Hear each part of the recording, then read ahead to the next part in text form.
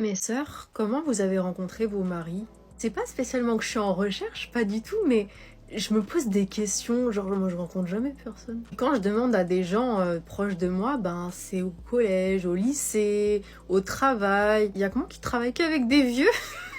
Je pourrais moi au travail, soit des femmes, soit des vieux. Il y a pas le juste milieu. Ah si, mais il est gay. Mes sœurs, c'est une vraie question. Même mes frères, comment avez-vous rencontré votre femme? Déjà, si vous avez une femme, d'où vous êtes sur mon compte? Je comprends pas. Des fois, je souris parce que j'entends à chaque fois qu'on nous a créés par père. Et après, je me dis, mais attends, il est où? J'ai pas 20 ans, hein. Il est où? Ce témoignage illustre la crise de la rencontre en 2026. L'isolement professionnel et social réduit considérablement les opportunités naturelles. Pour un homme de valeur, c'est une aubaine stratégique. Là où la majorité des hommes se cachent derrière des écrans, celui qui occupe l'espace physique et social bar, club de sport, événements, cercle d'amis, devient une denrée rare. Ne sois pas l'homme invisible. Si une femme en vient à demander où sont les hommes sur TikTok, c'est que le terrain est libre. Cependant, attention, sa recherche de l'âme sœur peut cacher une urgence biologique ou sociale due à son âge. Je n'ai pas 20 ans. Reste sélectif. Une femme qui s'impatiente peut être tentée de choisir par défaut plutôt que par réelle adéquation. Ta stratégie augmente ton exposition sociale. Sois présent là où les algorithmes ne sont pas. En étant l'homme qui apparaît dans la vie réelle avec assurance et cadre, tu court-circuites toute la concurrence numérique. 100 000 € en virement instantané bancaire. Sinon, il n'y avait pas de mariage. Bref, les filles, je vais répondre à ce commentaire qui a été hyper répété dans mes commentaires de ma vidéo de mariage. Donc, on fait mon combo lèvres ensemble et je vous réponds. Alors déjà, je tiens à dire que ça dépend vraiment de la situation financière de votre mari. Normalement, avant de vous marier, vous devez la connaître, donc vous savez quoi demander en fonction de ce qu'il gagne, ce qu'il a, etc. Moi, j'étais pas du tout de la team 1 € symbolique et une date. Je suis désolée, mais je suis pas de cette team-là. Donc moi, il y avait plein de maquillages que je voulais, des bijoux de luxe que je voulais. Il me les a tous offerts. Derrière, on s'était mis d'accord que chaque mois, il me verse 2 000 € de son salaire pour moi. Et bien sûr, le reste de son argent, il est aussi à moi, on a un compte joint avec. Mais mon argent qu'il me verse par mois, c'est vraiment le mien. J'ai aussi demandé un bien immobilier et j'ai eu ma voiture de rêve. Après, comme j'ai dit, ça dépend vraiment des moyens financiers de votre mari. Bon, j'espère que j'ai répondu à ta question. Bye. La phrase « le reste de son argent est mien aussi » révèle une asymétrie totale du pouvoir. Dans cette configuration, l'homme n'a plus de propriété privée ni de levier de direction. Il est un actif financier exploité. Si tu entres dans ce type de négociation, sache que tu n'achètes pas de la loyauté, mais du temps de présence. Le jour où le flux financier s'arrête, l'affection disparaît instantanément. Un homme de valeur protège son capital. Ta mission est de bâtir un empire, pas de devenir le distributeur automatique d'une femme qui refuse le symbolique parce qu'elle a indexé sa valeur sur le luxe. Ne donne jamais de salaire à une femme pour le simple fait d'être ta femme. L'argent du foyer doit servir la vision commune, pas les caprices narcissiques d'une partenaire qui traite le mariage comme une fusion-acquisition. Faudrait m'expliquer un truc là. Quel est le lien d'âme entre les hommes et la maternité? Non mais je sais pas en fait, parce que moi j'ai l'impression que je suis le plus gros red flag que la Terre ait connu. Je vous explique. Dès que je prononce la phrase « je ne veux pas d'enfant », ah bah ça tège, ça next. Quoi? Une femme qui ne veut pas d'enfant? Ah mais c'est pas possible en fait, parce que moi, mon objectif dans la vie c'est d'avoir des enfants, de me marier, etc. Mais on est en 1950 ou quoi là? En fait. C'est-à-dire que dès que moi je prononce la phrase à un homme « je ne veux pas d'enfant », je suis considérée comme un gros red flag. En fait, c'est ça la solution, en fait, pour effrayer les hommes. C'est de dire que vous ne voulez pas d'enfants, les filles. Bah oui. Je sais pas. Non mais... je suis folle. Je suis folle. En Big 2026, là. Encore vous voulez que des enfants après? En plus, c'est ça le truc. C'est les hommes, c'est-à-dire qu'eux, ils veulent des enfants. Parce que, je sais pas, ils veulent jouer au foot, ou je sais pas, il y a une passation de... Je sais pas de quoi d'ailleurs, une passation de quoi. Mais après, ils se barrent en plus. Enfin, genre, ils assument même pas la maternité. Combien de potes j'ai qui sont maman célibataires, genre, excusez-moi, parents de quoi, papa de quoi? Tu veux des enfants pourquoi en fait? Pour l'abandonner? Mais quel est... Je sais pas, genre, excusez-moi et... Ce discours mélange rejet de la maternité et critique des hommes. En réalité, elle filtre elle-même le marché. Si elle ne veut pas d'enfants, elle élimine naturellement une grande partie des hommes. Ce n'est pas un problème, c'est une incompatibilité. Ta règle, clarifie tes objectifs dès le début. Si tu veux une famille, ne perds pas de temps avec une femme qui n'en veut pas. Si tu n'en veux pas non plus, elle devient cohérente pour toi. Le conflit n'existe que quand les visions divergent. Deuxième point, elle attaque les hommes sur « ils veulent des enfants, mais n'assumant pas, ne réagit pas émotionnellement ». Observe les faits, choisis une femme alignée, plus construit ta stabilité avant de procréer. Enfin, ne cherche pas à convaincre. Une femme fixée idéologiquement ne change pas. Tu sélectionnes, tu avances. C'est chaud quand même à quel point pour qu'une relation se passe bien, en tant qu'homme, t'es obligé de prendre sur toi tout le temps. C'est une dinguerie. Pour que ta relation se passe bien, pour que tu sois dans la paix, pour que tout le monde soit heureux, même si au fond de toi tu sais, t'es obligé de la laisser avoir raison. T'es obligé de prendre sur toi tout le temps. Mais en fait, jusqu'à quand? Parce que le prendre sur soi là, nous aussi on a une limite. Donc en fait, jusqu'à quand? Ce discours révèle un homme qui a perdu le cadre. Prendre sur soi en continu n'est pas de la maturité, c'est de la soumission progressive. Une relation saine ne repose pas sur un seul régulateur émotionnel. La règle est simple. Tu ajustes une fois, 2 fois, puis tu poses une limite claire. Si tu dois constamment laisser gagner pour maintenir la paix, tu paies la relation avec ton respect. Et une relation où tu perds ton respect est déjà finie, même si elle continue. Arrête de confondre paix et silence. La vraie stabilité vient de la réciprocité et du respect du cadre, pas de l'auto-effacement. Si elle ne supporte pas la contradiction, ce n'est pas à toi de t'écraser, c'est un problème de compatibilité. Jusqu'à quand? Jusqu'à la première violation répétée de tes limites. Après ça, correction ou sortie. Les gars, on peut m'expliquer... Oh putain, la coupe de merde. Voilà, c'est bien mieux. Les gars, est-ce qu'on peut m'expliquer comment c'est possible en 2026 d'avoir une copine? Non, parce que je commence à me poser la question. Tu vois, j'ai matché avec une fille sur Tinder. Moi, je suis sur Tinder, je suis désespéré à ce point.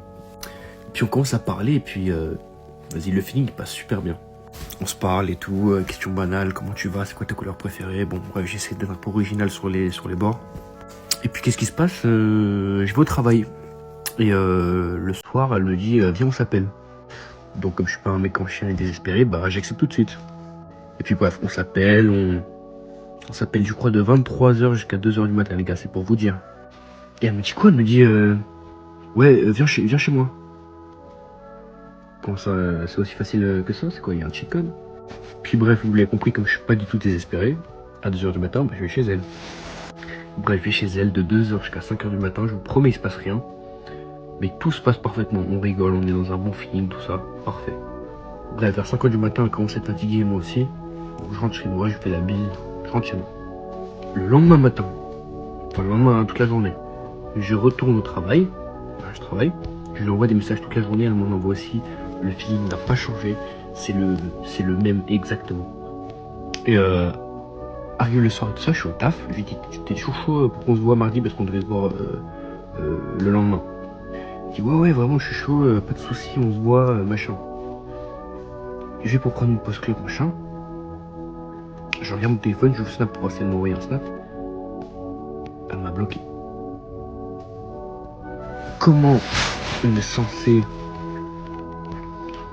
avoir une meuf quand même quand tout se passe bien de A à Z? Bah en fait ça se passe mal. Je sais pas s'il y a des meufs dans les commentaires qui peuvent m'expliquer comment c'est possible. J'ai bien géré mon football pourtant. Et puis je lui avais même demandé ouais est-ce que ça se passe bien et tout ça, tu m'aimes bien et tout ça, le feeling, elle m'avait dit que c'était parfait. Donc voilà, faudrait un peu m'expliquer. Cette vidéo dure plus de 2 minutes, mais j'aimerais des explications s'il vous plaît. Très vite. Rien de mystique ici.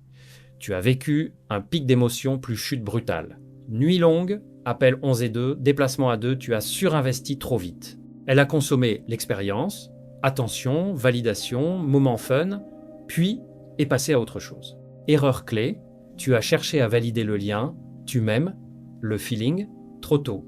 Ça tue l'attention et te place en demande. Ensuite, tu as enchaîné messages, toute la journée pression, plus perte de rareté. Règle, ralenti. Une bonne interaction différent d'engagement, espace, rythme, détachement. Tu proposes un rendez-vous clair, tu vis ta vie, Tu observes ses actes, pas ses mots. Le blocage égale manque d'intérêt réel ou concurrence. Pas de drame. Tu passes à la suivante. Quoi que tu fasses, quoi que tu lui donnes, où que tu sois, la femme sera jamais satisfaite de toi. Mets-le ça, toi, bien dans ta tête, ancre-le, médite-le, comprends-le. La femme, t'as beau lui donner ce que tu veux. Si c'est pas dans 1 an, dans 5 ans, dans 10 ans, 15 ans, 20 ans, elle te dira, qu'est-ce que t'as fait pour moi? T'as niqué ma vie, t'es un PN. La femme, par définition, est une ingrate. Et je le dis à qui veut l'entendre. Celui qui est pas d'accord, c'est bien, monte au ciel, redescend, pleure, c'est pareil. Tape ta tête contre le mur. Tu peux être le meilleur des êtres humains, le meilleur des hommes. Quoi que tu fasses, elle sera pas satisfaite de toi. Ça sera jamais assez pour elle. Ça sera pas bon. Parce que elle-même, elle ne sait même pas ce qu'elle veut. Tu te rends compte? Donc qu'est-ce que tu penses espérer de elle? Je te dis pas de pas te mettre en couple, de pas te marier. Attention, jamais. La femme, elle a besoin de l'homme comme l'homme, il a besoin de la femme. On a été créé par pair, tu vois. Mais dis-toi dans le coin de ta tête, un jour, elle te reprochera tout. Elle sera pas satisfaite. Elle te dira, mais toi, qu'est-ce que tu m'as apporté de bien dans ma vie? Qu'est-ce que t'as fait pour moi? Ouais. Parce qu'il y a des hommes, ils finissent alcooliques, SDF, etc. Que Dieu nous en préserve. Donc du moment que tu as ça dans ta tête, tout va bien. Parce que le jour où ça va t'arriver, tu sois pas choqué. Maintenant, ce que je dis, ça n'engage que moi. Vous pouvez me traiter de ce que vous voulez, misogyne. Aïe, ta gueule! Votre avis, vous savez où je me le mets? Sur ce, prenez soin de vous. À bon entendeur, messieurs, dames. Discours excessif, mais il pointe un risque réel. Vivre pour satisfaire égale échec garanti. Aucune femme ne reste durablement attirée par un homme qui cherche à combler tous ses besoins. C'est pas une question de jamais satisfaite, mais de dynamique. Plus tu donnes sans cadre, plus la valeur perçue baisse. La règle, tu ne vis pas pour rendre une femme heureuse. Tu construis ta vie, elle s'y intègre. Le bonheur féminin n'est pas un objectif stable, c'est une conséquence fluctuante. Deuxième point, arrête la logique du « j'ai tout fait pour elle ». Si tu donnes en attendant de la reconnaissance, tu crées de la frustration. Donne parce que tu choisis, pas pour acheter la paix. Enfin, sélection. Une femme équilibrée respecte l'effort, une femme instable déplace toujours la ligne d'arrivée. À toi de trancher vite. Bon les gars, il faut que je vous fasse une story time du culot. Mais une story time de qualité, vraiment. Hier, je vous explique. Je suis allé me balader sur Paname, tout ça, bien tranquille. Moi, je suis en mode solo, j'aime bien être tranquille, vous voyez. J'aime bien mes moments de solitude, j'aime bien être dans ma bulle, voilà, tranquille. J'ai mes petits écouteurs, je suis bien peinarde, quoi. Je passe mon petit après-midi, voilà, je me suis fait ma petite galerie Dior, tout ça, ma petite collation à la galerie. Je suis allé chez Sephora. D'ailleurs, je vous ferai une petite vidéo, une petite story time. J'ai tellement de story time, un truc de fou. Et je m'arrête pour dîner au Paradis du fruit des Champs-Élysées. Ok? Je suis seule. Je passe ma commande, tranquille, j'ai toujours mes écouteurs, je me mets ma petite série, petit Virgin Morito qui arrive, tranquille, mon petit lobster homard, bien, et je suis bien là les gars, j'étais tellement bien, et donc je savoure mes petits trucs, je suis tranquille, tout ça, et là, je sens une présence. Donc, je me suis dit, ça se trouve, c'est la serveuse, elle veut savoir comment ça se passe, mais, tu vois, je pense pas à ce qui va suivre, en fait. Donc, je tourne ma tête, je vois que ce n'est pas la serveuse et que c'est un monsieur. Donc, je lui dis, j'enlève mon oreillette, je lui dis oui. Il me dit, bonjour, est-ce que je peux m'asseoir? Bah, je lui dis non, pourquoi? Alors déjà, bon, je sens qu'il est déstabilisé. Il me dit non, en fait, je pense que je vous connais. Je suis certain de vous connaître. Ah, je lui dis, ah bon, ah non, moi, ça me dit rien du tout. Il me dit, si, vous me faites penser à une amie de ma femme qui s'appelle Christelle. Je lui dis non, je ne m'appelle pas Christelle. Donc, la conversation, mais ultra gênante. On est dans un restaurant, les gars. On est dans un restaurant. Il y a du monde dans le restaurant. Le mec est debout. Je suis assise. Et le mec continue de ramer. Et je lui dis, je suis désolée, vous êtes trompé. Donc du coup, il voit que la conversation, c'est mort en fait. Il retourne s'asseoir. J'ai la petite serveuse trop mignonne et trop marrante. Elle vient me voir comme ça. Elle me dit, mais vous le connaissiez vraiment ce monsieur? Vraiment ou... J'ai dit non, pas du tout. Elle m'a dit comme ça. Ouais, je vois. Elle avait capté, en fait. Le truc, je vous fais la vidéo pour vous dire, en fait, là, c'est le mari de quelqu'un. Si c'est réellement le mari de quelqu'un, le gars, il est tellement culotté, mais tellement culotté. Et je vous promets, je me suis dit, tu te rends compte que le gars, si c'est... Non, mais... Mais comment le mari de quelqu'un veut venir s'asseoir en face d'une femme qu'il connaît soi-disant,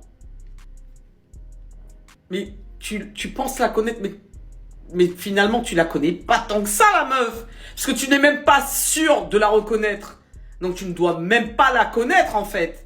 Et là tu te dis, mais c'est ça vos vieux plans de drague là en 2026, éclatés au sol comme les coucous. Salut en MP, c'est d'un ridicule. Vraiment, les gars, je voulais juste vous dire, mais vraiment, très sincèrement, du plus profond de mon cœur, arrêtez ça. Arrêtez ça, les gars. Arrêtez ça. Même si c'est pas sérieux pour vous, mais arrêtez, ça fait pitié, vraiment, pour de vrai. Je vous jure, c'est... Parole d'une vieille meuf. Je vous promets, c'est nul, c'est zéro. Vraiment.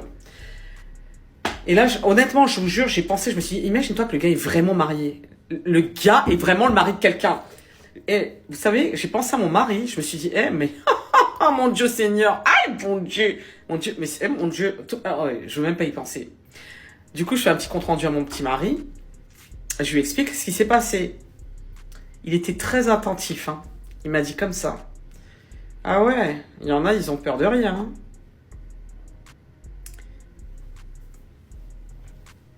Mais je peux vous dire, je lui suis à la moitié, je pense qu'il était pas content. La chambre non, je rigole. J'arrête mes conneries. Mais tout ça pour vous dire, putain, si vous êtes vraiment mariés, mais respectez vos femmes, quoi. Si vous n'êtes plus heureux, partez, barrez-vous, n'allez pas salir votre compagne, votre femme, peu importe votre petit ami, faites pas ça, les gars. Ça se trouve, le mec, c'est du mytho, hein. Mais si c'est le cas, franchement, ça me fait mal au cœur. Vraiment pour elle. Mais je pense que c'était plus à mon avis, hein, c'était plus un plan drague, à mon avis. Déjà, à partir du moment où tu commences comme ça, là, tu n'iras nulle part, mon gars. Tu n'iras nulle part. C'est d'un ridicule. Bref. En tout cas, si c'est le mari de quelqu'un, bonne chance. Voilà. Je vous fais des big kisses, prenez soin de vous, prenez soin des autres, les gars. Big kisses! Et arrêtez de faire chier les gens, là. La situation décrite est celle du naufrage social par l'approche directe mal maîtrisée. Cet homme a commis 3 erreurs fatales. L'interruption du moment d'isolement, casque aux oreilles, la proximité physique non sollicitée en restaurant, et surtout, l'utilisation d'un mensonge grossier. Tu es Christelle, l'amie de ma femme, pour briser la glace. Sache qu'une femme qui dîne seule avec un casque est dans une posture de fermeture totale. Tenter une approche dans ce contexte, c'est choisir le mode difficile avec 90% de chances de rejet. Utiliser l'argument de la femme ou de la compagne pour paraître rassurant est une stratégie contre-productive qui te fait passer pour un homme infidèle ou un menteur pathologique. Un homme de valeur n'interrompt pas la paix d'une femme pour ramer debout devant une table. Si tu dois approcher, fais-le avec honnêteté, brièveté et retire-toi immédiatement dès que le signal est négatif. Ne sois pas le sujet de la prochaine storytime moqueuse d'une femme qui a percé ton jeu.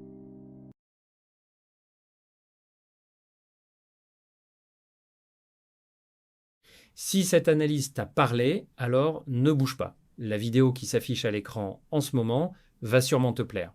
Clique dessus maintenant pour ne pas rater la suite. Reste lucide, on se retrouve de l'autre côté.